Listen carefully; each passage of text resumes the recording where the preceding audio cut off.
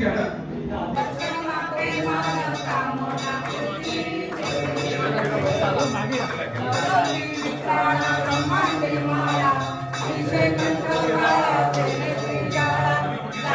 प्रभू श्रीरामांच्या तिजोरीवर डल्ल्या मारण्याचं काम या लोकांनी केलेलं आहे।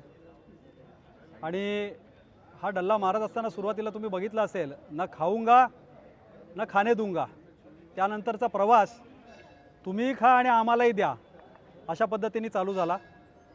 यांच्याच माध्यमातून ते मंदिर निर्माणाचं काम केलं गेलं, सिक्युरिटी यांच्या माध्यमातून त्या ठिकाणी भरती केली गेली, सर्व कार्यक्रम यांच्या माध्यमातून त्या ठिकाणी पार पडले, विश्वस्त मंडळ या ठिकाणी स्थापन केलं। परंतु ज्यावेळी प्रभू श्रीरामांच्या नावाने आपण ज्यावेळी मतं मागता, त्यांचं राजकारण त्यावेळी करता, तर ह्या झालेल्या चोरीचं उत्तरदायित्वसुद्धा त्या ठिकाणी आपण या भारतीय जनता पक्षाने आणि RSSने त्या ठिकाणी घेतलं पाहिजे। आपण बघितलं असेल की या मंदिराचे जे कोषाध्यक्ष होते, आपला मीडिया त्यांना प्रश्न विचारण्यासाठी ज्यावेळी गेला आणि त्यांना विचारलं की ह्याला जबाबदार ठरवून आपण त्या ठिकाणी आपल्या कोषाध्यक्ष पदाचा राजीनामा देणार का, तर अरेरावी आणि दादागिरी करण्याचा तो माईकसुद्धा त्यांनी त्या ठिकाणी खाली ढकलला। परंतु हा लक्षात घ्या, हा भारत देश आहे, भ्रष्टाचाराच्या विरोधामध्ये लढणारा हा देश आहे आणि प्रत्येक नागरिक हा तुम्हाला त्या ठिकाणी प्रश्न विचारणार आणि प्रत्येक विचारलेल्या प्रश्नाला तुम्ही दादागिरी करून त्या ठिकाणी चालणार नाही।